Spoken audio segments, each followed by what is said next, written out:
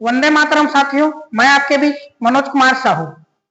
तो board class विज्ञान subject class 10th का एक नया टॉपिक, हृदय का स्वच्छ नामांकित चित्र बनाइए तथा किन्हीं 4 भागों को नामांकित कीजिए। तो चलिए इस प्रश्न को आप लोग को चित्र बना के मैं आप लोग को समझाता हूं। हमारे पुस्तक में, हमारे गाइड में कई अनेकों चित्र है, लेकिन उसमें बनाने में कई विद्यार्थी को दिक्कत आती है, इसलिए मैं एकदम सरल रूप में आप लोग को चित्र बनाना सिखाऊंगा और मेरे साथ ही साथ आप लोग भी बनाना, 1-2 बार बनाओगे आप लोग को भी बनाना आ जाएगा। और जब तक आप लोग विज्ञान सब्जेक्ट पढ़ोगे तब तक ये चित्र हमेशा काम आएगा और इसमें आपको पूरे में से पूरे नंबर मिलेंगे। तो चलिए बनाना सिखाता हूं। तो सबसे पहले आप डब्लू बनाओगे। डब्लू जो ABCD वाला में एक डब्लू होता है ना, वैसी डब्लू, तो बड़ा बड़ा बनाओ। मेरे साथ में देखो,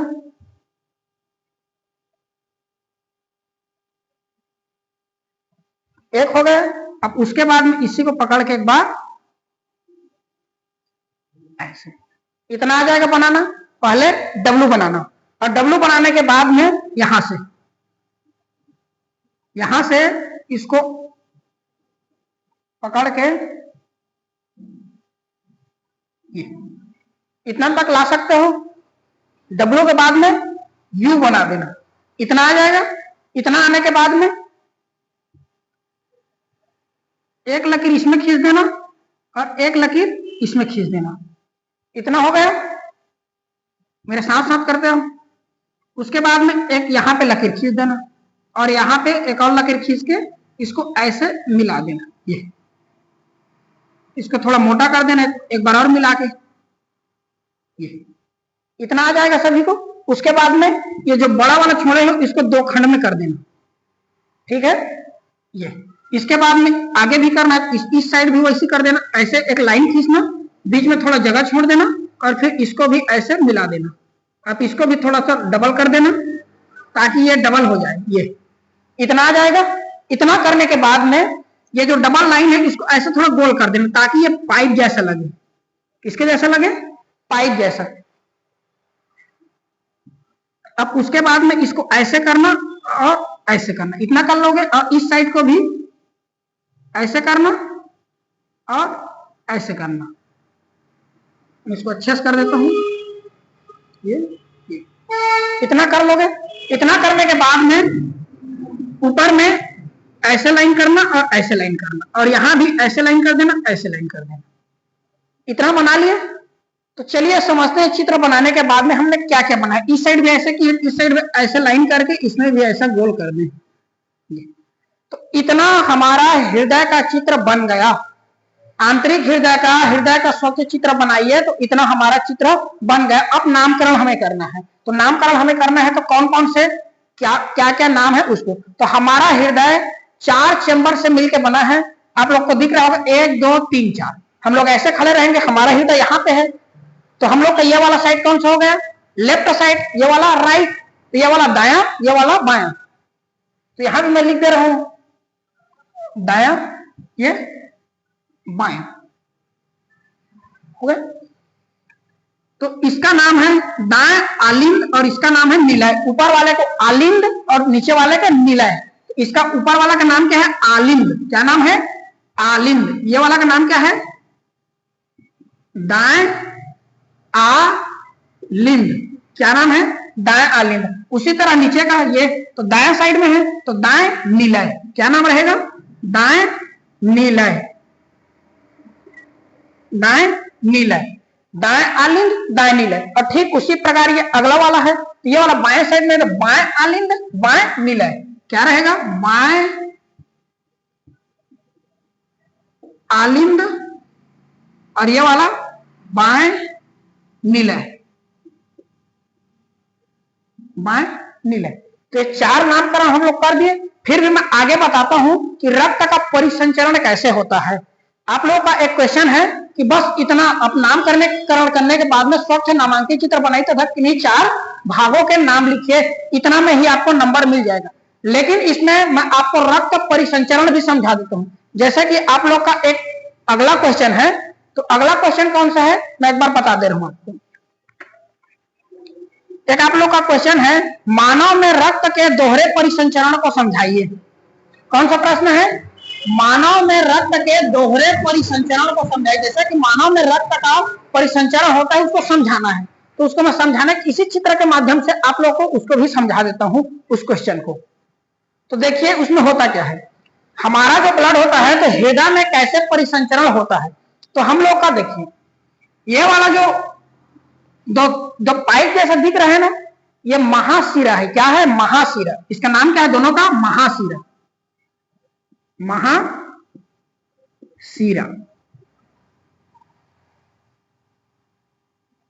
अब ये वाला जो ऊपर वाला ये वाला पाइप गया है, देखो ये वाला, तो ये वाला का महाधमनी। महाधमनी क्या नाम है? महाधमनी, ये वाला का नाम है। तो ये हमारा जो महाधमनी जो होता है, तो महाधमनी कहने का मतलब जिसमें शुद्ध रक्त होता है। तो महाधमनी से जब यहां से ब्लड हमारा निकलता है, ये मैं समझने के लिए बताते रहूं, तो महाधमनी से जब ब्लड जाता है तो महाधमनी से पूरे शरीर में जाता है। कहा जाता है? पूरा शरीर। मैं यहां पे लिख दे रहा हूं पूरा शरीर, पूरा शरीर, पूरा शरीर। तो महाधमनी से जब ब्लड निकलता है तो होते हुए कहां आता है? पूरा शरीर में आता है।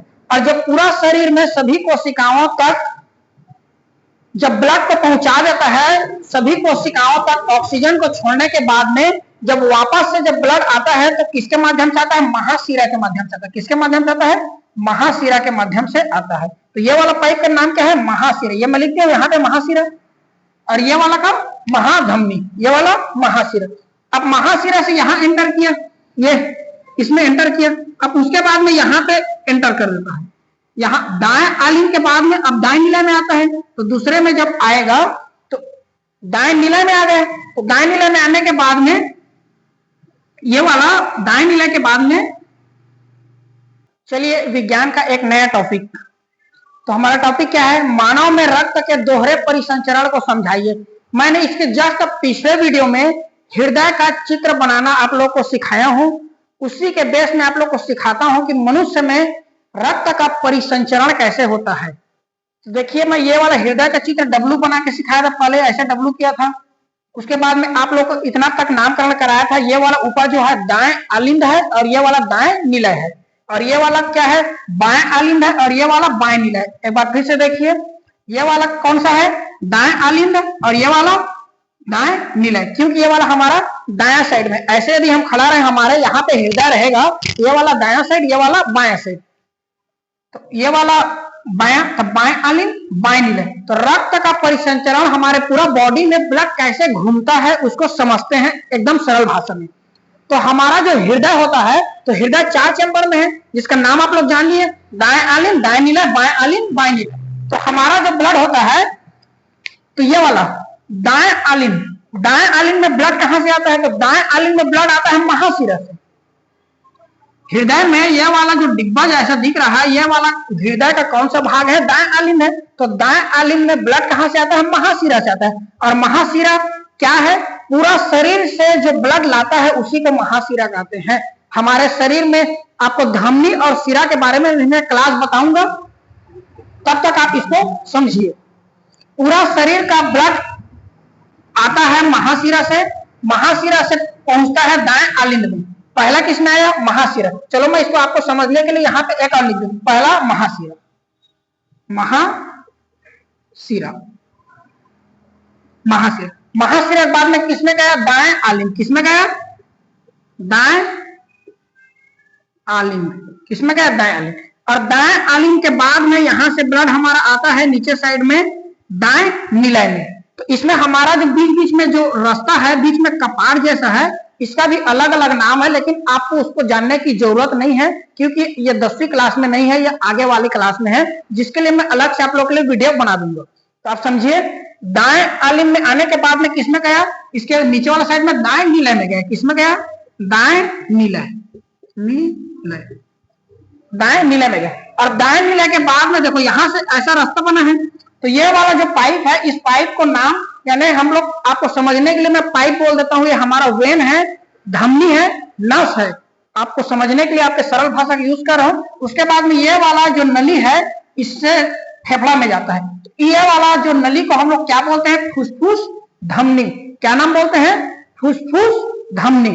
तो फुसफुस धमनी से होते हुए हमारा फेफड़ा में जाता है, और फेफड़ा में जाने के बाद में हमारा जो ब्लड में, आप लोग को मैं आरबीसी वाले चैप्टर में बताया था रक्त क्या होता है, तो हमारा जो आरबीसी होता है, जो हीमोग्लोबिन होता है, तो हीमोग्लोबिन यहाँ से पूरा शरीर से सभी कोशिकाओं से कार्बन डाइऑक्साइड को पकड़ के लाता है हीमोग्लोबिन अपने में रक्त में, और पकड़ने के बाद में महाशिरा से होते हुए डायनिले, उसके बाद में फुसफुस धमनी से होते हुए फेफड़ा में आता है। हम श्वास के माध्यम से उसको CO2 को बाहर निकाल देते हैं और ऑक्सीजन को श्वास के माध्यम से ले लेते हैं, श्वास को ले लेते हैं और O2 को बाहर निकाल देते हैं।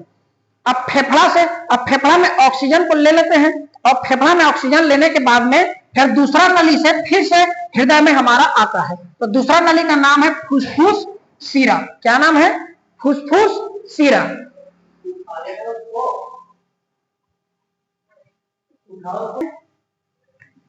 तो फेफड़ा से फुसफुस शिरा, तो फुसफुस शिरा के बाद में हमारा ब्लड क्या बोलते हैं, नली के माध्यम से हमारा पहुंचता है ब्लड के बाएं आलिंद में। मैं यहां पे लिख दे रहा हूं, दाएं नीला के बाद में गया फुसफुस धमनी, फुसफुस धमनी, फुसफुस धमनी के बाद में हमारा गया फेफड़ा, अब फेफड़ा के बाद में ये यहां से मैं नया कर देता हूं फेफड़ा के बाद में फुसफुस शिरा,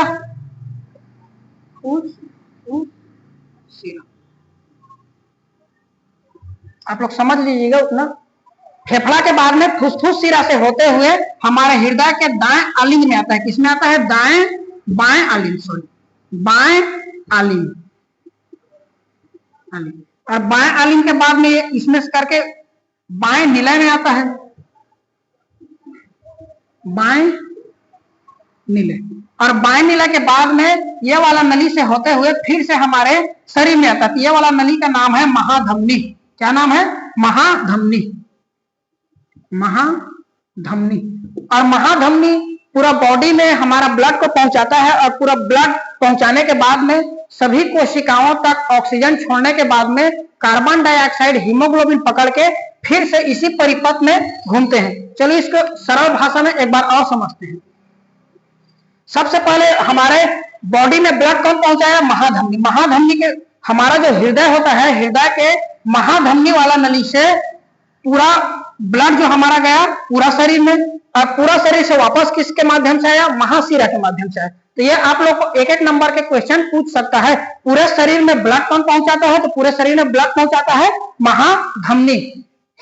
हृदय से पूरे शरीर में ब्लड महाधमनी पहुंचाता है, और पूरा शरीर से हृदय तक ब्लड कौन ले जाता है? तो महाशिरा ले जाता है। तो आपको कठिन करने के लिए क्वेश्चन में यह भी पूछ सकता है कि पूरा शरीर से ब्लड हृदय के कौन से चेंबर में पहुंचता है? तो हृदय के कौन से चेंबर में पहुंच रहा है? दाएं आलिंद में। तो दाएं आलिंद के बाद में दाएं निलय में, और दाएं निलय के बाद में फुसफुस धमनी से होते हुए फेफड़ा में, फिर अशुद्ध रक्त यहाँ पे शुद्ध हो जाता है, और शुद्ध होने के बाद में फिर है फुसफुस शिरा के माध्यम से हृदय में आता है। तो यहाँ पे गया और आया। इसमें एक और क्वेश्चन बन जाता है फेफड़ा।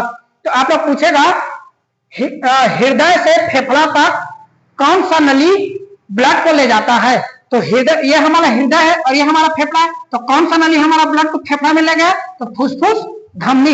एक नंबर के क्वेश्चन में ये भी पूछ सकता है, और दूसरा ये पूछ सकता है कि फेफड़ा से हृदय तक कौन सा नली ब्लड को लाता है? तो फेफड़ा से हृदय तक कौन सा लाता है? फुसफुस शिरा के माध्यम से आता है। तो लगभग आप लोगों को ये पूरा टॉपिक समझ आ गया होगा।